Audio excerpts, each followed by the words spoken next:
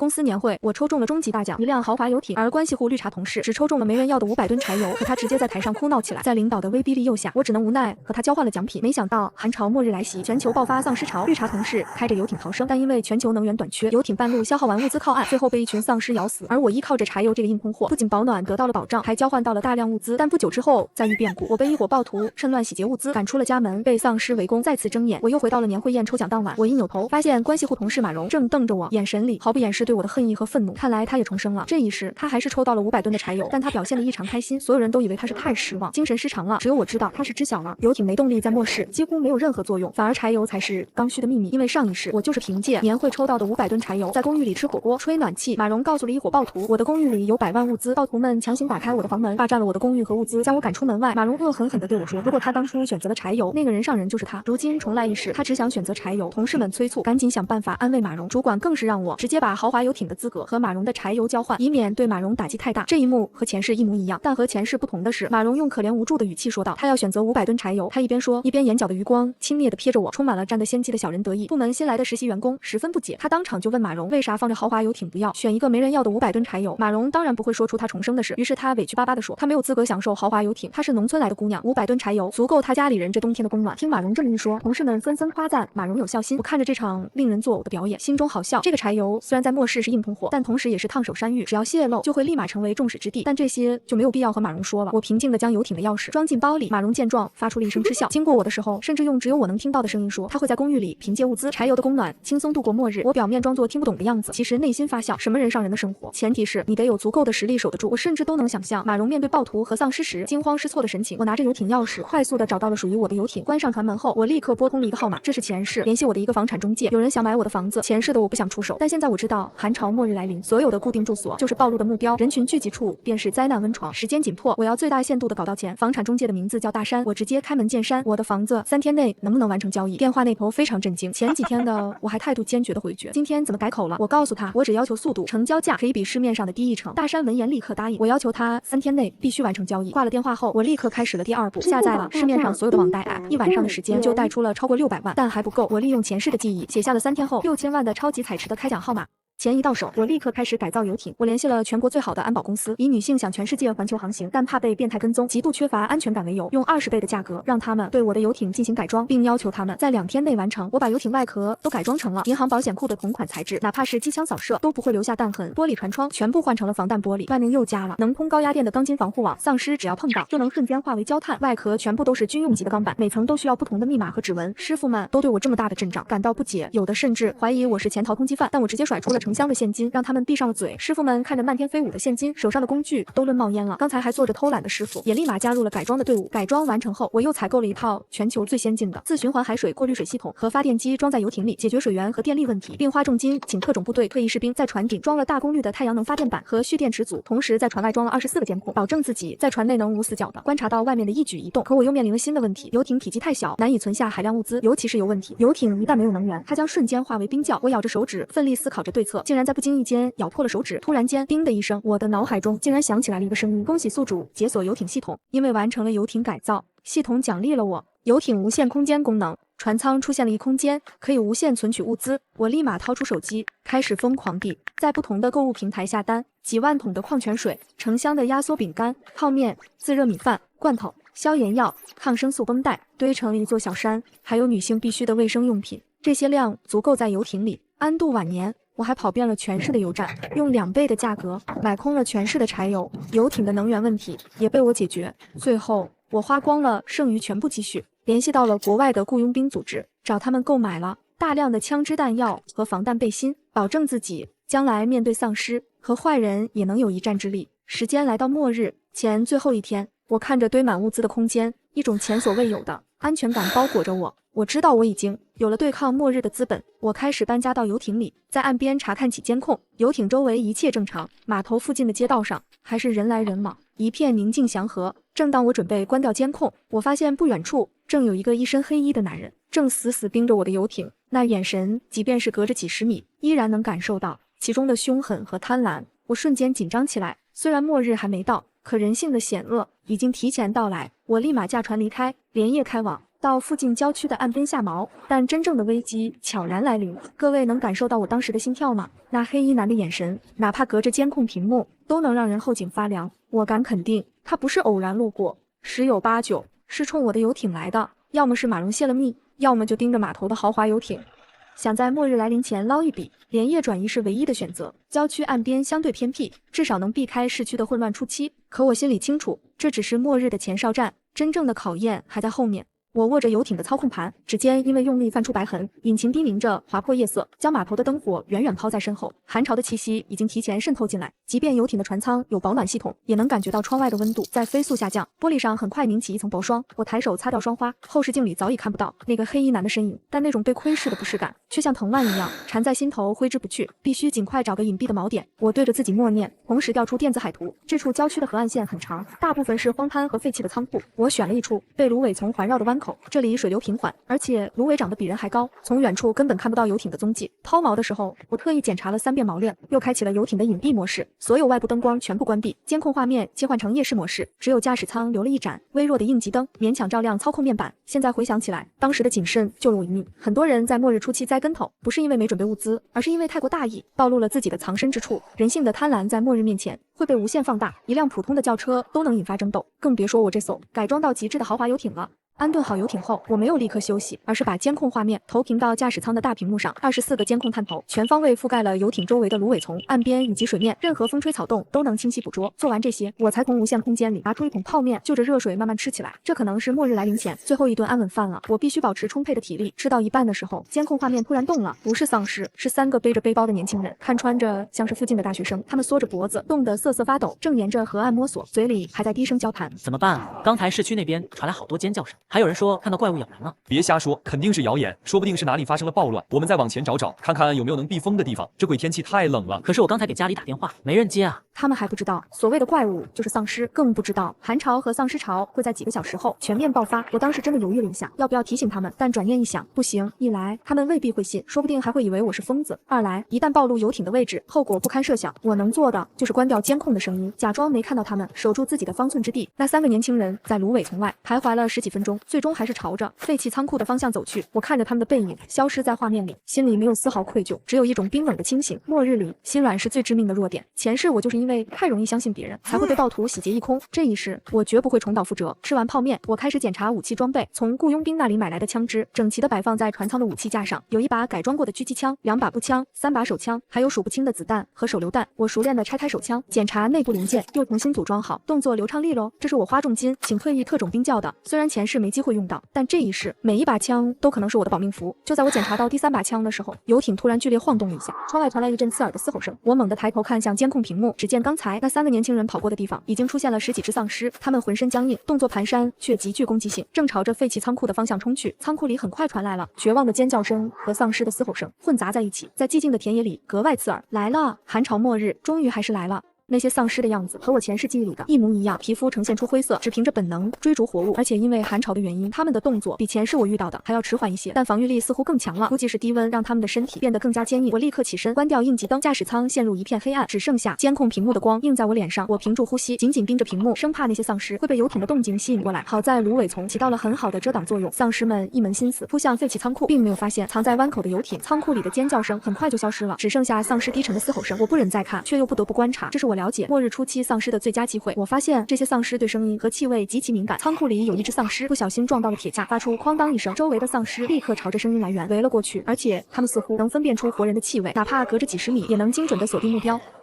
观察了半个多小时后，我拿出对讲机调试了一下频道。前世我记得末日初期有一些幸存者会通过对讲机联络同伴，形成临时的生存小队。我没有打算加入任何小队，但监听频道可以让我掌握周围的局势，提前规避风险。对讲机里一片嘈杂，有哭喊声、求救声、争吵声，还有人在疯狂喊着有怪物。过了一会儿，一个沉稳的男声响起：所有能听到的幸存者注意，我是退伍军人李伟，现在在城东废弃加油站，这里有少量物资和安全的藏身之处，有需要的幸存者可以过来汇合，但必须遵守规则，禁止争抢物资，禁止无故伤人。重复一遍。这个李伟，我前世有印象，他确实是个退伍伍军人，组织了一个10几人的幸存者小队，还算有良心，收留了不少老弱妇孺。但后来因为物资短缺，小队内部发生了分裂，李伟被自己人背叛，死在了丧尸巢里。不过现在他那里确实是个相对安全的地方，至少在初期是这样。我没有打算过去会合，只是把这个频道记了下来，继续监听。就在这时，另一个尖锐的女声突然响起，带着哭腔和愤怒：谁能救救我？我在城西码头附近的公寓里，有好多怪物围着我，我有柴油，我有500吨柴油，谁能救我，我就分他一半。是马蓉。我心里冷笑一声，果然不出我所料，马蓉以为握着柴油这个硬通货就能高枕无忧，却忘了固定的住所就是最大的暴露目标。城西码头附近的公寓人口密集，丧尸潮爆发后，那里肯定是重灾区。他就算有柴油也守不住，而且他还敢大张旗鼓的喊自己有柴油，简直是在引狼入室。比起丧尸，贪婪的人类更可怕。对讲机里立刻有了反应，几个男生争先恐后的询问地址，气里满是贪婪。你在哪个公寓？具体楼层？我们马上过去。500吨柴油，说话算话，别骗我们。要是敢耍花样，我们先收拾你。马蓉的声音带着恐惧和急切。我没骗你们，我在海景公寓12楼，你们快过来，再晚就来不及了。马蓉这是病急乱投医了，他以为那些人是来救他的，却不知道那些人只是冲着他的柴油来的。前世他抢走了我的柴油，靠着柴油活了一段时间，这一世他守着自己的柴油，却落得个这样的下场。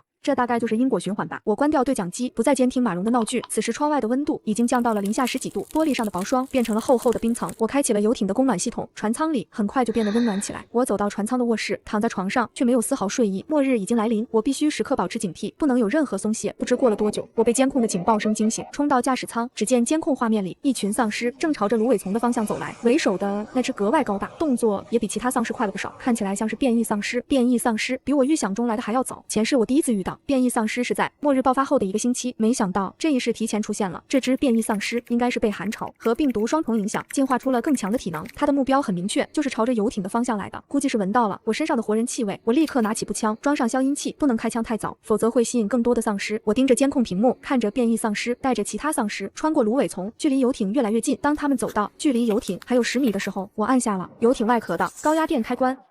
滋啦！一阵刺耳的电流声响起，围着游艇的钢筋防护网瞬间亮起蓝色的电弧。冲在最前面的几只丧尸碰到防护网，瞬间被电成了焦炭，发出刺鼻的焦糊味。变异丧尸反应很快，立刻停下脚步，嘶吼着往后退了几步，但他并没有放弃，而是绕着游艇转圈，似乎在寻找防护网的漏洞。我冷笑一声，这游艇的防护网是全方位无死角的，而且高压电的功率足够大，就算是变异丧尸也别想碰过来。我端着步枪，瞄准变异丧尸的头部，扣下了扳机。噗的一声，消音器降低了枪声，子弹精准的命中了变异丧尸的额头。但让我意外的是，子弹只是嵌入了变异丧尸的额头，并没有击穿他的头部，他只是晃了晃脑袋，嘶吼着朝着游艇冲来，速度比之前更快了。果然，变异丧尸的防御力远超普通丧尸，看来普通的步枪子弹对他没用，必须用更强力的武器。我当时心里没有慌，因为我早就做好了应对变异丧尸的准备。雇佣兵给我的武器里有专门用来对付重型目标的穿甲弹，我立刻换上穿甲弹，再次瞄准变异丧尸的头部。这一次我没有急于开枪，而是等他冲到防护网前，准备撞击防护网，瞬间扣下了扳机。穿甲弹带着强大的冲击力，瞬间击穿了变异丧尸的头骨。变异丧尸身体一僵，重重的倒在地上，抽搐了几下就不动了。剩下的丧尸失去了变异丧尸的带领，变得更加混乱，有的朝着防护网冲过来，被电成焦炭，有的则在原地嘶吼，不知所措。我没有再浪费子弹，只是靠着高压电防护网就解决了剩下的丧尸。清理完周围的丧尸后，我没有掉以轻心。变异丧尸的出现意味着病毒在不断进化，后续可能会出现更多更强的变异丧尸，我必须尽快升级游艇的防御和武器系统。我从无限空间里拿出之前采购的武器零件，开始改装步枪，同时联系了之前给我改装游艇的安保公司。虽然现在市区已经混乱，但我给他们的钱足够多，而且他们的基地在郊区，应该还能联系上。电话响了很久才被接通，电话那头传来嘈杂的声音，还有枪声和嘶吼声。喂，谁呀？接电话的是之前负责改装游艇的工头，声音里满是惊慌。是我，游艇的主人。我平静地说，我需要你们再给我的游艇改装一次，加装更强大的武器系统，比如喷火器，我可以再给你们1倍的钱，现金结算。你们现在能过来吗？工头沉默了几秒，似乎在权衡利弊。过了一会儿，他咬牙说，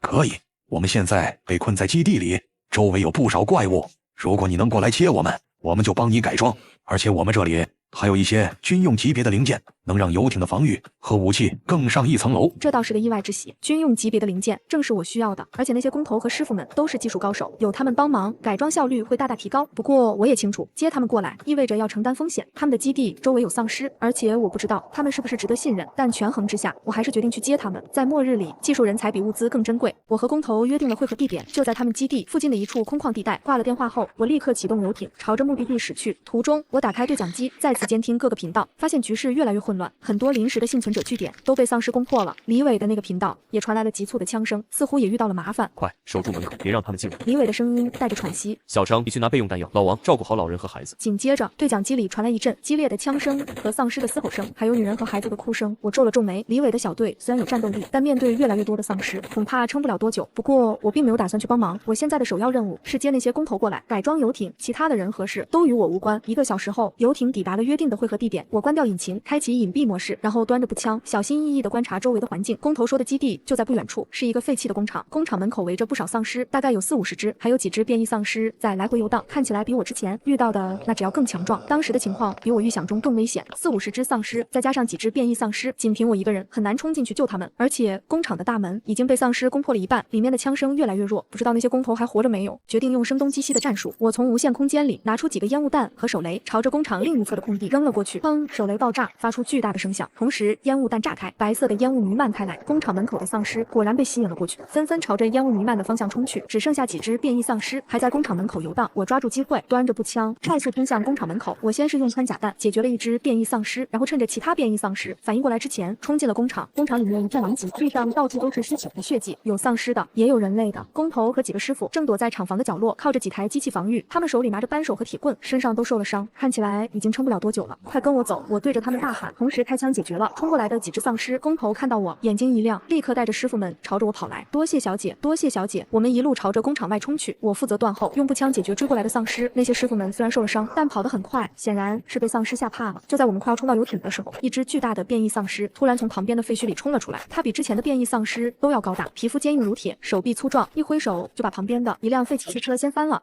我大喊一声，拉着身边的一个师傅躲到一边。变异丧尸嘶吼着朝着我们冲来，速度极快，这是我见过最强的变异丧尸，估计是丧尸巢的首领。他的防御力和攻击力都远超普通变异丧尸，普通的穿甲弹恐怕都没用。当时我心里只有一个念头，必须尽快解决他，否则我们所有人都要死在这里。我立刻拿出榴弹发射器，装上榴弹，瞄准变异丧尸的胸口。砰！榴弹爆炸，巨大的冲击力把变异丧尸炸得后退了几步，胸口出现了一个大洞，黑色的血液喷溅而出，但他并没有倒下，而是嘶吼着再次冲来，看起来更加狂暴了。没用，我皱了皱眉，又连续发射了2发榴弹，都命中了变异丧尸的胸口。这一次，变异丧尸终于支撑不住，重重的倒在地上，抽搐了几下就不动了。解决掉变异丧尸后，我们不敢停留，立刻冲上游艇。工头和师傅们瘫坐在船舱里，大口大口的喘着气，脸上满是劫后余生的庆幸。多谢小姐，救命之恩，我们一定尽全力帮你改装游艇。工头对着我说，语气里满是感激。不用谢，我们只是各取所需。我平静地说，现在立刻开始改装，我给你们提供所有需要的零件和工具，越快越好。工头点了点头，立刻起身，带着师傅们开始忙碌起来。他们虽然受了伤，但手艺确实没话说，分工明确，动作熟练。我从无限空间里拿出他们需要的军用零件、武器装备，还有药品和食物，让他们一边吃一边改装，保持体力。有了这些技术高手，游艇的改装进度大大加快。我给他们的军用零件里有不少是从国外雇佣兵那里买来的，都是顶尖的装备，能极大的提升游艇的战斗力。比如那挺机关枪，射速快，威力大，对付丧尸巢在后座。也有榴弹发射器，能发射高爆榴弹，对付变异丧尸也有奇效。就在游艇改装的时候，我再次打开对讲机，监听李伟的频道。此时对讲机里已经没有了枪声，只剩下一片寂静，偶尔能听到丧尸的嘶吼声。看来李伟的小队已经被丧尸攻破了，他应该也凶多吉少了。我心里没有任何波澜，末日就是这样，适者生存，弱者只能被淘汰。过了一会儿，马蓉的声音又在对讲机里响起，这一次他的声音带着绝望和哀求：救命，谁来救救我？那些人抢走了我的柴油，还把我锁在了房间里，怪物就要进来了。紧接着对讲机里传来一阵丧尸的嘶吼声和马蓉的惨叫声，然后就再也没有了声音。我冷笑一声，马蓉的下场早在我预料之中。他以为柴油是保命符，却忘了在末日里没有足够的实力，就算握着金山银山，也只是别人的猎物。2天后，游艇的改装工作终于完成了。经过重新改装的游艇，防御力和攻击力都得到了质的飞跃，外壳加装了3层军用级别的加固装甲，就算是导弹轰炸也能抵御一段时间。武器系统加装了2挺机关枪、4门榴弹发射器、1把重型狙击枪，还有数不清的弹药。防护网的高压电功率也提升了3倍，就算是变异丧尸碰到，也能瞬间化为灰烬。雷达系统也升级了，能探测到方圆1公里内的活物和丧尸，还能识别变异丧尸的本子。改装完成后的游艇简直就是一座移动的堡垒，别说对付丧尸和普通的幸存者，就算是遇到小型的军队，也有一战之力。我终于有了足够的底气，在这个末日里活下去。工头和师傅们都累得瘫倒在地，我给他们每人递了1瓶水和1份食物，然后说多谢你们，钱我会按时给你们。现在你们可以选择留在游艇上，或者我送你们到一个相对安全的地方。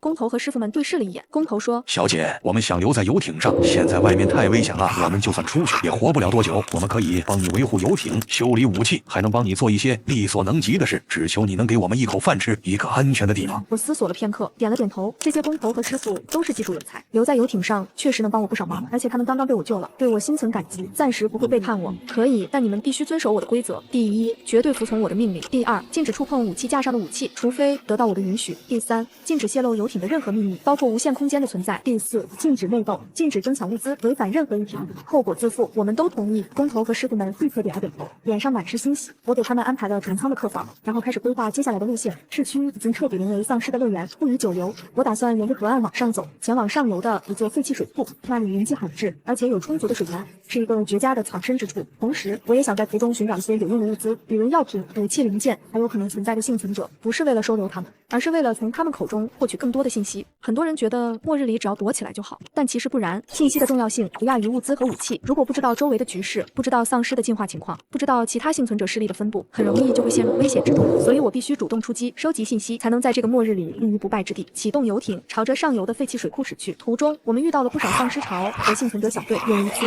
我们看到一群幸存者被丧尸围攻，他们跪在地上，对着游艇大喊求救。工头和几个师傅都露出了犹豫的神色，想让我停下来救他们，别管他们，继续前进。我冷漠地说：“小姐，他们好可怜啊，我们就不能救他们一下吗？”一个年轻的师傅忍不住说道：“可怜，在末日里，可怜的人太多了。”我看着他，语气冰冷：“我们救了他们，他们就会感激我们吗？说不定他们会觊觎我们的游艇和物资，反过来背叛我们。前世李伟因为可怜众人，收留了不少老弱妇孺，最后被人背叛，落下了一个惨死的下场。我不想犯和他同样的错误。”工头拉了拉那个年轻师傅的胳膊，示意他不要说话。年轻师傅咬了咬嘴唇，最终还是低下了头。游艇继续前进，把那些幸存者的求救声远远抛在身后。我知道我的做法很残忍，但这就是末日的生存法则，要么狠，要么死。下午的时候，游艇顺着海河而上，抵达了废弃水库。水库周围果然人迹罕至，只有几间废弃的木屋，周围长满了杂草和树木，隐蔽性很好。我让工头和师傅们检查周围的环境，确认没有丧尸和其他幸存者后，才把游艇锚在水库中央的小岛上。这个小岛很小，只有几百平方米，上面没有任何建筑，但视野开阔，能清晰地观察到水库周围的一举一动。安顿好后，我让工头和师傅们轮流值班，负责监控周围的情况和维护游艇。我则回到船舱，开始整理无限空间里的物资。无限空间里的物资非常充足，足够我们几个人活上几十年，但我还是觉得不够。末日里物资越多，安全感就越强。我打算等局势稳定一些，就去附近的城市里搜刮物资，尤其是药品和武器零件。就在我整理物资的时候，监控系统突然发出了警报，我立刻冲到驾驶舱，只见监控画面里水库岸边出现了一群人，大概有10几个人，他们手里拿着武器，正朝着小岛的方向张望，看起来像是一个幸存者小队。而且我注意到为首的那个人竟然是李伟，他竟然没死。李伟穿着一件破旧的迷彩服，身上受了不少伤，脸色苍白，但眼神依然坚定。他身边跟着几个年轻人，都是之前他小队里的人，还有几个老弱妇孺，看起来是从城东加油站逃出来的。他们怎么会找到这里来？工头皱着眉说：“这里这么隐蔽，按理说不会有人发现啊，应该是跟着我们的游艇过来的。”我平静地说：“我们从市区过来的时候，肯定被他们看到了，他们应该是走投无路，想跟着我们寻求庇护。”李伟似乎察觉到了游艇的存在，对着小岛的方向大喊：“游艇上的朋友，我们是幸存者，我们没有恶意，我们只是想找个安全的地方，求你们收留我们，我们可以帮你们做事，不会白吃白喝的。”工头看向我，眼神里带着询问。我摇了摇头，不能让他们上来。我们的游艇虽然安全，但人多眼杂，很容易出问题。而且我们不知道他们是不是真的没有恶意，万一他们和那些抢马蓉柴油的人一样，只是想觊觎我们的物资，怎么办？可是他们里面有老人和孩子。一个师傅小声说道：“老人和孩子在末日里就是累赘。”我冷漠地说：“我们没有义务照顾他们，通知下去，做好防御准备。如果他们敢靠近小岛，就开枪警告。”工头点了点头，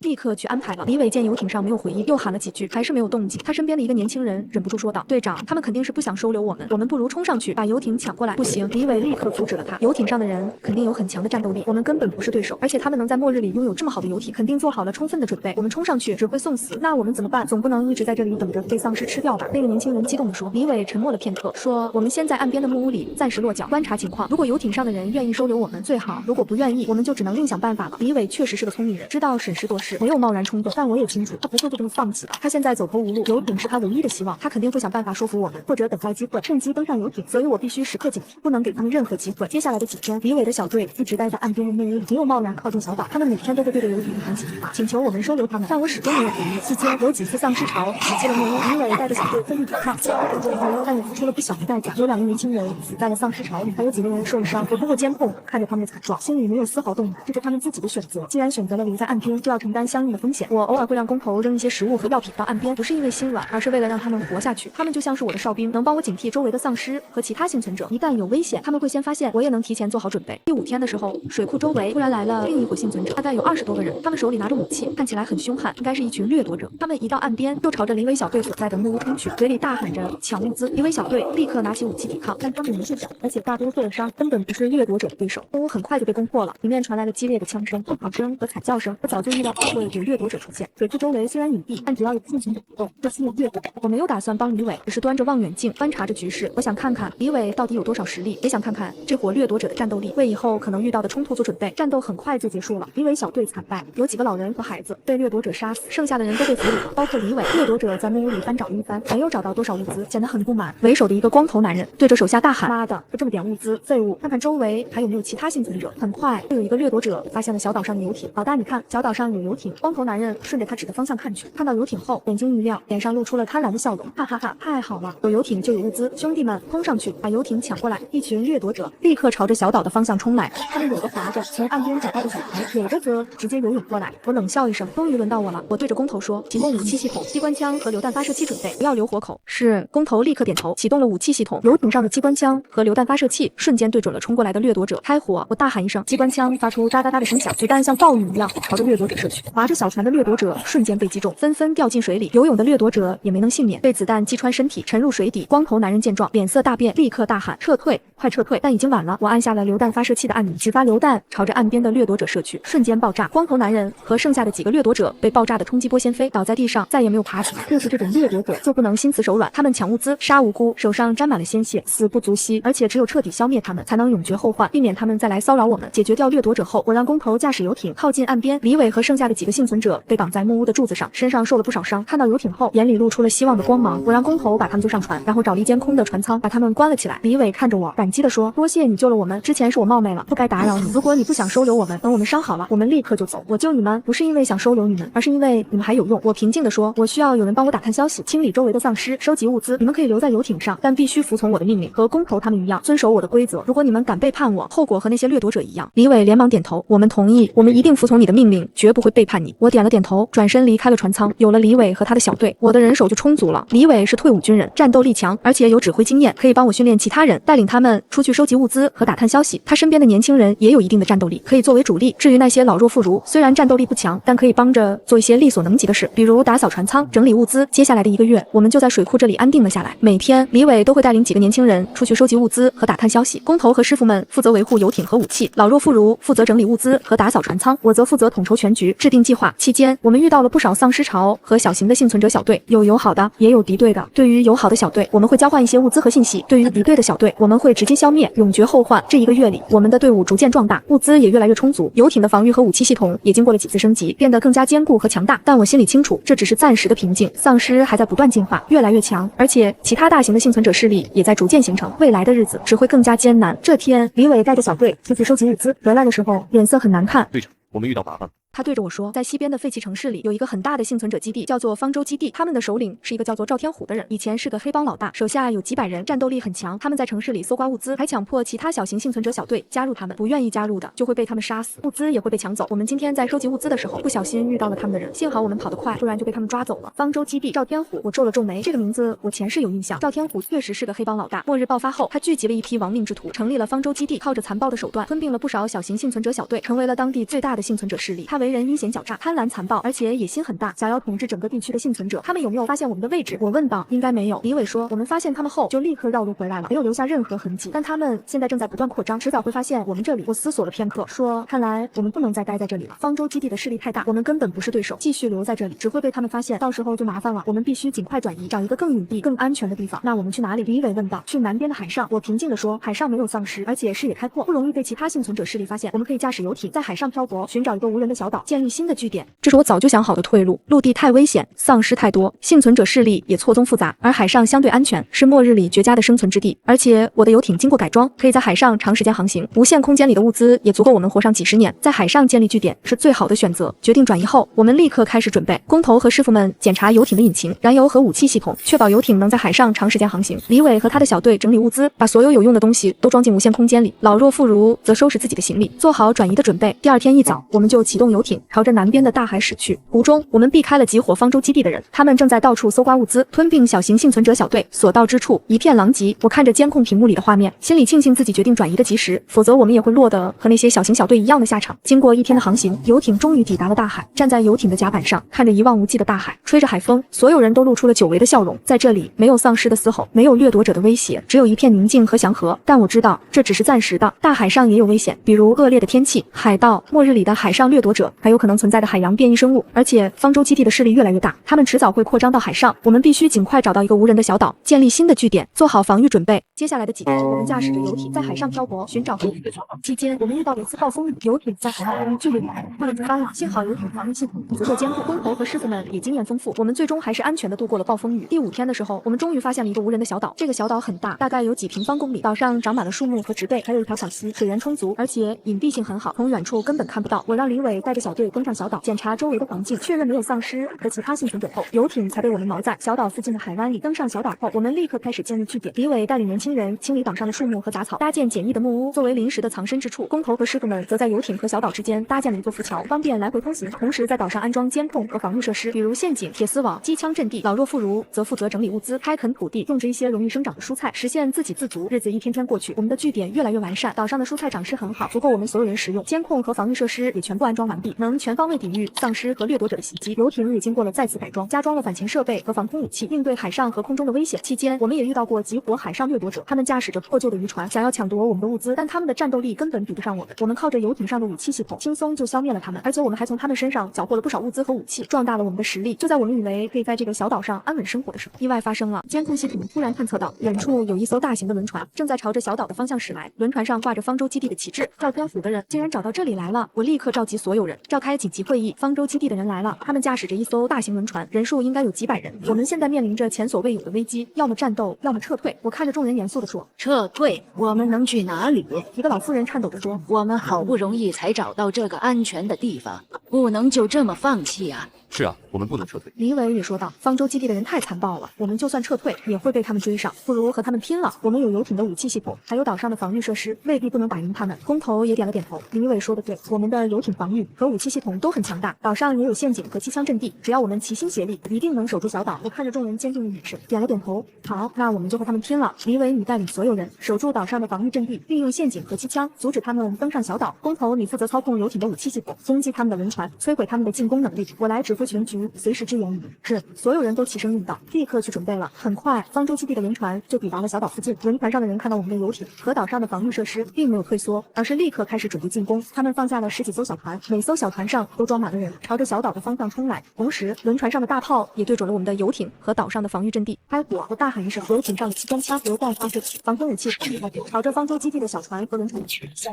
纷纷被击中，掉进海里。轮船也被榴弹击中，爆出了黑烟。但方舟基地的人太多了，他们源源不断地上下小船，朝着小岛冲来。轮船上的大炮也开始发射，木屋被炸毁，有几个年轻人也受伤，战斗非常激烈，双方都付出了不小的代价。方舟基地的人虽然多，但我们的武器和防御设施虽然多么强，但人数太少，很难长时间抵御他们的进攻。我知道这样下去不是办法，必须尽快想出对策，摧毁他们的轮船，否则我们迟早会被攻破。我思索了片刻，决定亲自驾驶游艇冲向方舟基地的轮船，用榴弹发射器与摧毁轮船的武器，让他们失去进攻能力。李伟，这里交给你指挥，我去摧毁他们的轮船。我对着李伟大喊：太危险，轮船上有很多人，而且大炮。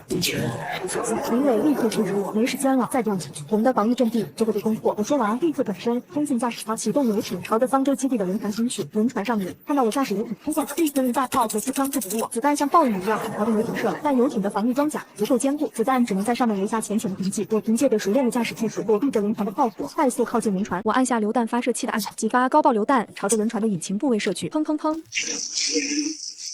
爆出了一片黑烟，轮船失去了动力，停在了海面上。方舟基地的人见状脸色大变，进攻的节奏也慢了下来。我抓住机会，驾驶游艇再次发射榴弹，朝着轮船的甲板射去。上面的人纷纷被击中，倒在地上。就在这时，轮船的甲板上，一个光头男人站了出来，他手里拿着一把冲锋枪，对着我的游艇大喊：“小子，你敢回我的船，我要杀了你！”是赵天虎。我冷笑一声，端起重型狙击枪瞄准赵天虎的头部，砰一声枪响，子弹精准的命中了赵天虎的额头。他身体僵，重重的倒在甲板上，再也没有爬起来。赵天虎一死，方舟基地的人就群龙无首，变得混乱起来。他们没有了指挥，也没有了轮船的支援，根根本不是我们的对手。李伟带领着众人趁机发动反击，把冲上岸的方舟基地的人全部消灭。战斗结束后，岛上一片狼藉，到处都是尸体和血迹，我们也有几个人受伤，还有一个年轻人不幸牺牲了。但我们最终还是赢了，守住了我们的小岛，也彻底消灭了方舟基地这个大麻烦。我们把牺牲的年轻人埋葬在岛上的山顶，然后开始清理战场，修复被炸毁的防御设施和木屋。我站在山底，看着一望无际的大海，心里感慨万千。从年会抽奖到末日爆发，再到现在，我经历了太多的生死，也明白了太多的道理。末日虽然残酷，但只要我们齐心协力，拥有足够的实力和智慧，就一定能活下去。接下来的日子，我们在小岛上安稳地生活着。我们不断完善据点的防御和基础设施，扩大种植面积，养殖一些家禽，实现了物资的自给自足。同时，我们也会偶尔驾驶游艇去附近的城市和岛屿搜刮物资，补充药品、武器零件等稀缺资源。李伟带领的小队已经越来越成熟，每次外出都能顺利完成任务，很少出现伤亡。工头和师傅们把游艇和岛上的防御系统维护得滴水不漏，还利用从掠夺者那里抢获的零件，给游艇加装了水下探测仪，能精准监测方圆500米内的水下动静。老弱妇孺们也各司其职，种植园里的青菜、土豆长势喜人，船舱被打扫得干净整洁，整个据点呈现出一种难得的有序与安宁。那段日子大概是末日爆发以来最平静的时光了，每天能晒到温暖的阳光，吃到新鲜的蔬菜，身边有可以信任的伙伴，不用时刻担心丧尸的突袭和掠夺者的骚扰，但我心里始终绷着一根弦。末日从来不会给人太久的喘息机会，平静之下往往隐藏着更大的危机，尤其是在海上，我们对这片海域的了解太少，谁也不知道水下藏着什么未知的危险。这样的平静持续了大概2个月。这天清晨，负责值班的师傅突然慌慌张张地跑到我面前，脸色发白：“队长，不好了！水下探测仪发现异常，有个巨大的黑影正在朝着游艇的方向移动，体型比我们的游艇还大。”我心里一紧，立刻跟着他冲到驾驶舱，盯着水下探测仪的屏幕，屏幕上一个模糊的黑色阴影正在缓慢移动，轮廓巨大，形状怪异，看不出是什么生物。它距离游艇还有300米左右，移动速度不算快，但目标很明确，就是朝着我们的游艇而来。通知所有人立刻集合，进入战斗状态。李伟，你带人守住岛上的机枪阵地，密切关注海面动静。工头，启动游艇的反潜武器系统，准备应对水下目标。其他人全部撤回船舱，禁止随意靠近岸边和甲板。我快速下达命令，语气严肃，众人立刻行动起来。原本宁静的小岛瞬间笼罩在紧张的氛围中。李伟带着小队迅速登上机枪阵地，枪口对准海面。工头和师傅们熟练地操作着设备，游艇底部的反潜鱼雷和深水炸弹已经准备就绪。老弱妇孺们被有序引导进船舱的安全区域，有人忍不住低声啜泣，却被身边的人及时安抚。经历了多次战斗，大家已经学会了在恐惧中保持冷静。我紧握着重型狙击枪，站在游艇的甲板上，目光紧紧盯着海面。海水清澈见底，能看到水下10几米处的珊瑚和鱿鱼，但那个巨大的黑影始终隐藏在更深的水域，无法看清真面目。随着黑影越来越近，游艇开始轻微晃动，不是海浪造成的，而是那个生物在水下移动时引发的水流波动。当时我的心跳快得几乎要冲出胸膛。我见过丧尸，见过变异丧尸，见过残暴的掠夺者，却从未见过这么巨大的水下生物。它的体型实在太惊人了，仅凭水下探测仪的轮廓，我根本无法判断它的种类和攻击性。我只能祈祷它只是路过，而不是冲着我们来的。就在黑影距离游艇还有100米的时候，海面突然掀起巨大的浪花，一个庞然大物猛地从水里跃了出来。那是一只变异的章鱼，身体比游艇还要粗壮，8条触手长达10几米，上面布满了尖锐的吸盘，吸盘边缘泛着诡异的紫色光芒，头部2只巨大的眼睛呈血红色，死死盯着游艇，嘴里发出低沉的嘶吼声，喷出的水花带着刺鼻的腥气。是变异章鱼！有人忍不住大喊一声，声音里满是恐惧。变异章鱼跃出水面后，重重地砸回海里，巨大的冲击力掀起数米高的海浪，游艇被海浪打得剧烈晃动，不少人站不稳，摔倒在地。紧接着，他的一条触手猛地朝着游艇挥来，速度快如闪电，触手末端的吸盘牢牢吸住了游艇的甲板边缘，咔嚓，甲板传来刺耳的断裂声。军用级别的加固装甲竟然被触手轻易划出一道深深的裂痕。开火！我大喊一声，扣下了狙击枪的扳机，子弹命中了变异章鱼的触手，却只留下一个浅浅的弹痕，根本无法穿透它坚硬的皮肤。普通子弹没用，用深水炸弹和鱼雷。工头嘶吼着按下了发射按钮，2枚深水炸弹朝着变异章鱼所在的水域射去，同时反潜鱼雷也呼啸而出，精准地朝着变异章鱼的身体冲去。轰隆轰隆2声巨响，海水剧烈翻滚，巨大的水花冲天而起，黑色的血液染红了一片海域。变异章鱼发出一声痛苦的嘶吼，身体在水里剧烈挣扎，几条触手疯狂地拍打海面，掀起更大的海浪。我以为这样就能解决它，没想到变异章鱼只是受了伤，并没有死去，它变得更加狂暴。8条触手同时朝着游艇和小岛挥来，其中2条触手缠住了游艇的船体，开始用力挤压，甲板上的裂痕越来越大，游艇的引擎发出刺耳的警报声，似乎随时都会被挤碎。我当时彻底慌了，这只变异章鱼的防御力和攻击力远超我的想象，深水炸弹和鱼雷都只能伤到它，却无法致命。如果再这样下去，游艇会被它彻底摧毁。我们失去了游艇这个移动堡垒，在岛上也守不了多久。我必须想办法找到它的弱点，一击致命。我盯着变异章鱼的头部，突然发现它眼睛下方有一块皮肤颜色较浅，比其他部位更加柔软，看起来像是它的弱点。所有人瞄准它眼睛下方的浅色区域，用穿甲弹和榴弹。我对着对讲机大喊，同时换上穿甲弹，再次瞄准那个部位。李伟立刻带领小队调整枪口，对着变异章鱼的弱点开火。机关枪的子弹像暴雨一样射去，穿甲弹和榴弹轮番轰炸。终于，变异章鱼的弱点被击穿，黑色的血液夹杂着白色的脑浆喷溅而出。它发出最后一声凄厉的嘶吼，触手的动作逐渐放缓，最终无力的垂落，庞大的身体沉入海底，海面渐渐恢复了平静，只留下一片被染红的海水和漂浮的碎肉。所有人都瘫坐在地上，大口大口地喘着气，脸上满是劫后余生的庆幸。游艇受损严重，甲板断裂，引擎也出现了故障，岛上的防御设施也被触手破坏了一部分，有2个年轻人被海浪卷走，再也没有找回来。我站在甲板上，看着平静下来的海面，心里满是沉重。这只变异章鱼的出现，让我意识到海洋里的危险并不比陆地上少。病毒不仅感染了人类，还感染了海洋生物，而且它们的变异程度似乎比丧尸更严重，战斗力也更强。我们想要在海上长久生存，必须更加谨慎，还要进一步升级游艇的武器系统，尤其是反潜武器。经此一役，我们损失惨重，但也让我们认清了海上的局势，不能再盲目乐观。接下来的日子，我们一边修复游艇和岛上的防御设施，一边开始研究海洋变异生物的习性，希望能找到应对它们的办法。工头和师傅们更是加班加点，用变异章鱼的触手残骸和之前缴获的零件改造了游艇的武器系统，加装了更强大的反潜导弹，还在小岛周围的海域布置了水下陷阱，以防再次遭遇类似的危险。修复工作持续了1个星期，期间我们又遇到了几次小型的海洋变异生物，比如变异的鲨鱼和水母，它们的攻击性虽然不强，但数量不少。好在我们早有准备，都顺利解决了。通过研究这些变异生物的残骸，我们发现它们的身体组织比普通生物更加坚硬，血液里含有大量的病毒，一旦被咬伤或划伤，就会被感染，变成失去理智的怪物，和陆地上的丧尸类似，但速度和攻击力更强。这天，李伟带领小队外出搜刮物资，回来的时候不仅带回了大量的药品和武器零件，还带回了一个陌生的男人。这个男人看起来30多岁，穿着破旧的航海服，身上受了不少伤，脸色苍白，眼神里充满了警惕和疲惫。队长，我们在附近的一个废弃岛屿上发现了他，他一个人躲在山洞里，身边有一艘破旧的快艇，看起来像是一个航海员。李伟把男人带到我面前，说道：“我们检查过了，他没有被感染，身上也没有武器。”我盯着男人，语气冰冷：“你是谁？为什么会在这里？”男人咽了口唾沫，小心翼翼地说：“我叫陈峰，是一名航海员。末日爆发的时候，我正在海上航行，船被一群变异的海洋生物袭击，船员们都死了，只有我活了下来，一直靠着快艇在海上漂泊，寻找安全的地方。”你知道这片海域还有其他幸存者吗？有没有遇到过大型的变异海洋生物或者海上掠夺者？我继续问道，想要从他口中获取更多关于这片海域的信息。陈峰点了点头，眼神里露出恐惧的神色。知道，在东边的一片海域有一个很大的海上幸存者基地，叫做浪潮基地，里面有几百个幸存者，首领是一个叫做周涛的人。他们不仅有轮船，还有不少武器，经常在附近的海域搜刮物资。遇到单独的幸存者，要么强迫加入，要么就直接杀死，抢走物资。我之前就差点被他们抓住，好不容易才逃出来。另外，这片海域深处还有很多大型的变异海洋生物，比你们遇到的那只章鱼还要厉害。我听说有人见过一只变异的鲸鱼，体型有一艘轮船那么大，所到之处